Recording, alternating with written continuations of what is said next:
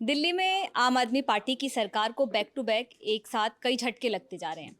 बीते 24 घंटे में एक लिहाज से देखें तो ये तीसरा बड़ा झटका है। खबर आई है कि दिल्ली सरकार में जो मंत्री हैं राजकुमार आनंद, उन्होंने ना सिर्फ अपने मंत्री पद से इस्तीफा दे दिया है बल्कि पार्टी की सदस्यता से भी इस्तीफा दे दिया है। आरोप लगाया है पार्टी पे भ्रष्टाचार में शामिल होने का। उनका कहना है कि जो पार्टी भ्रष्टाचार के खिलाफ एक आंदोलन से उपजी थी, जिसकी बुनियाद भ्रष्टाचार के खिलाफ रखी गई थी, वो पार्टी अब भ्रष्टाचार में शामिल है, इसीलिए अब वो इस पार्टी के साथ नहीं रह सकते हैं। राजकुमार आनंद कौन है, किस सीट से विधायक हैं, उनका पॉलिटिकल बैकग्राउंड क्या है और उन्होंने जो इस्तीफा दिया है उसका क्या असर पड़ेगा, बिल्कुल लोकसभा चुनाव से पहले जिस तरीके से इस्तीफा दिया गया है, इसे लेकर हम ज़रा विस्तार से बात कर लेते हैं कि आखिर राजकुमार आनंद कौन है, कहाँ से विधायक हैं।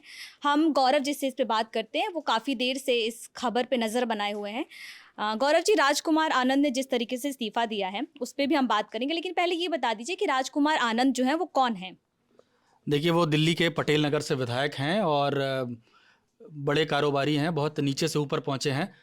पहले मैं आपको बताऊं, जो आपने बोला ना कि उन्होंने आरोप लगाया कि भ्रष्टाचार के खिलाफ पार्टी का स्टैंड बदल गया है, लेकिन ये वही राजकुमार आनंद हैं जिनके ऊपर भ्रष्टाचार के खुद आरोप हैं। नवंबर में जब केजरीवाल को 2 नवंबर को एक नोटिस जाता है ईडी की तरफ से कि हम आपसे पूछताछ 2023 में कि हम आपसे पूछताछ करना चाहते हैं, उसके अगले ही दिन रेड पड़ती है दिल्ली समेत करीब 13 ठिकानों पे राजकुमार आनंद के। और आरोप ये है उन पे, DRI होता है एक, डायरेक्टोरेट ऑफ रेवेन्यू इंटेलिजेंस, उसने शिकायत की कि इन्होंने चीन में हवाला से कुछ पैसे भेजे और वहाँ से कस्टम ड्यूटी बचाते हुए जो सरकार को जानी चाहिए थी वो बचाई और बहुत सारा सामान लिया। इस आरोप के बाद ये छापे पड़े थे जो है, और तब से कहा जा रहा है कि उनका मन जो है थोड़ा सा विचलित था कि वो पार्टी उनके साथ खड़ी नहीं हो रही है, क्या वो पार्टी छोड़ेंगे। तो राजकुमार का ये बैकग्राउंड है, वो उनके रेक्जीन लेदर जो होता है उसकी फैक्ट्री है और बहुत हम्बल बैकग्राउंड से आते हैं, बहुत नीचे से ऊपर उठे हैं और आज उनकी फैक्ट्री है, कारोबारी हैं और आम आदमी पार्टी के विधायक थे और उन्होंने अभी मंत्री पद से और पार्टी से इस्तीफा दे दिया है।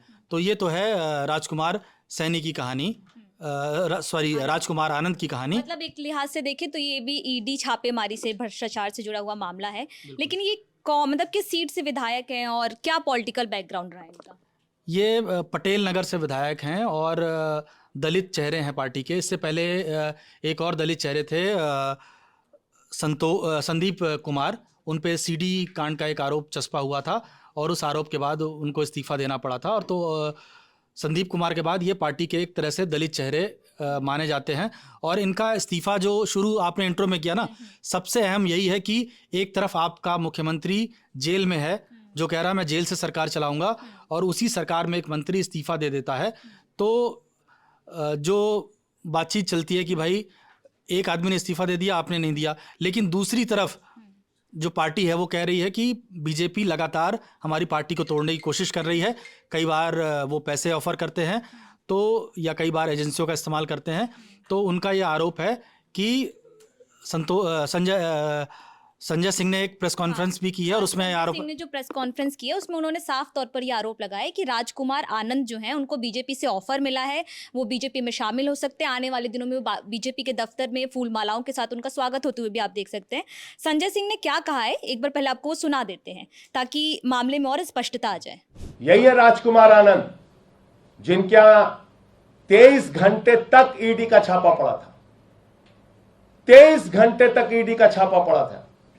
पूरी की पूरी भारतीय जनता पार्टी ऊपर से लेकर नीचे तक चिल्ला चिल्ला कर कह रही थी राजकुमार आनंद भ्रष्ट है, राजकुमार आनंद भ्रष्ट है। पूरी की पूरी बीजेपी कह रही थी, सारा केंद्रीय नेतृत्व, इनके बड़े बड़े नेता, नड्डा जी हो, अनुराग ठाकुर हो, पीयूष गोयल हो, सब ने बयान दिया राजकुमार आनंद भ्रष्ट है। बस देखना आपको यह है बीजेपी का चाल चरित्र और चेहरा, आज से लेकर कल तक, या हो सकता है जल्दी ही आपको दिखाई पड़ जाए वो व्यक्ति जिसके लिए खुद भाजपाई, नड्डा से लेके अमित शाह से लेके मोदी तक सारे लोग कह रहे थे कि ये भ्रष्ट है, भ्रष्ट है, कल उसको माला पहनाते हुए शामिल करते हैं कि नहीं, ये पूरी दुनिया देख लेगी।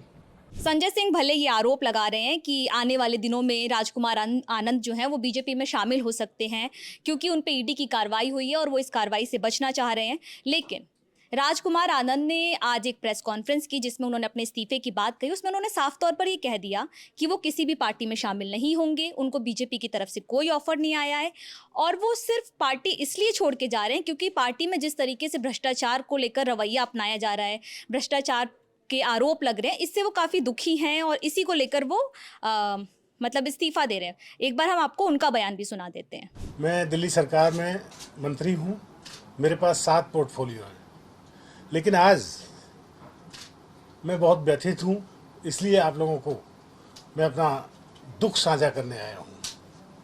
मैं राजनीति में जब आया था, जब अरविंद केजरीवाल जी ने कहा था कि राजनीति बदलेगी तो देश बदलेगा, लेकिन आज बड़े अफसोस के साथ कहना पड़ रहा है कि राजनीति तो नहीं बदली, लेकिन राजनेता बदल गए। आम आदमी पार्टी का जन्म ही भ्रष्टाचार के खिलाफ आंदोलन से हुआ था, लेकिन आज ये पार्टी खुद भ्रष्टाचार के दलदल में फंस चुकी है। मेरे लिए मंत्री पद पर रहकर इस सरकार में काम करना असहज हो गया है। मैं अब इस पार्टी, इस सरकार और अपने मंत्री पद से इस्तीफा दे रहा हूँ, क्योंकि मैं इन भ्रष्ट आचरणों में अपना नाम नहीं जुड़वाना चाहता। मैं नहीं समझता कि हमारे पास शासन करने की कोई नैतिक ताकत बच गई है। जिस तरीके से राजकुमार आनंद ने अपनी बात कही है, और क्या हम इसको इस तरीके से भी मान सकते हैं कि ये तो खैर एक आरोप प्रत्यारोप चलता ही रहता है कि लोकसभा चुनाव से पहले आम आदमी पार्टी के लिए झटका माना जा सकता है, क्योंकि पार्टी का एक दलित चेहरा आने वाले चुनाव में जिसका खास तौर पर असर पड़ सकता है दिल्ली की कई सारी सीटों पे, उनका जाना पार्टी के लिए एक नुकसान का सबक हो सकता है। बिल्कुल, इसको कई तरह से देखा जा रहा है। एक हमेशा पॉलिटिक्स में जो है ना, टाइमिंग की बात बहुत अहम होती है। आप टाइमिंग देखिए कि नवंबर में छापे पड़ते हैं, आरोप लगते हैं, तब भी आप पद पे बने रहते हैं। केजरीवाल आपके मुख्यमंत्री जेल चले जाते हैं, तब भी आप पद पे बने रहते हैं। 21 मार्च की घटना है और आज 10 तारीख है, करीब 20 दिन हो गए। 20 दिन बाद आपकी अंतरात्मा जागती है और कहती है कि भाई पार्टी का स्टैंड करप्शन को लेकर चेंज हो गया है। वो नवंबर में जब आप पे आरोप लगे थे भ्रष्टाचार के, तब आपकी अंतरात्मा जागती कि अगर जब तक मेरे ऊपर भ्रष्टाचार के आरोप हैं तब तक मैं कोई पद नहीं लूँगा, तब अंतरात्मा नहीं जागी। अगर 21 मार्च को केजरीवाल अंदर जाते हैं, पार्टी उनका बचाव करती है, पहले से कहती कि वो जेल से सरकार चलाएंगे, तब आपकी अंतरात्मा नहीं जागती।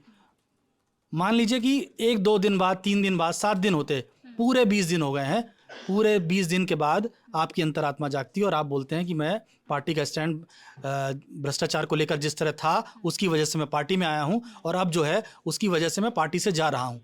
तो टाइमिंग को लेकर तो सवाल उठेगा ही। और जो आम आदमी पार्टी, उनकी पुरानी पार्टी, जो कुछ समय पहले तक उनकी पार्टी थी, वो ये आरोप लगाती है, तो इसको बल तो मिलेगा कि टाइमिंग में कुछ तो गड़बड़ है। जो है पहले ईडी की छापेमारी का कनेक्शन जिस तरीके से है, ये दोनों तरफ के आरोप है। एक तरफ का कहना ये है आम आदमी पार्टी का कि ये ईडी छापेमारी का कनेक्शन वो उसको बता रही है कि ईडी छापेमारी के बाद और उनको बीजेपी से ऑफर मिला है, इसलिए वो ऐसा कर रहे हैं। लेकिन लोकसभा चुनाव से पहले पार्टी के एक दलित चेहरे का इस तरीके से पार्टी छोड़कर जाना, और उसके बाद उधर से राजकुमार आनंद का ये कहना कि मैं पार्टी के भ्रष्टाचार को लेकर जो रवैया अपनाया जा रहा है उससे खुश नहीं हूँ, ये एक काफ़ी अहम हो जाता है दोनों पक्षों के बयान को सुनने के बाद। लेकिन इस मामले में आगे जो भी अपडेट होगा उसके लिए आप दी लंदन टॉप देखते रहिए। मैं थी सुप्रिया, शुक्रिया।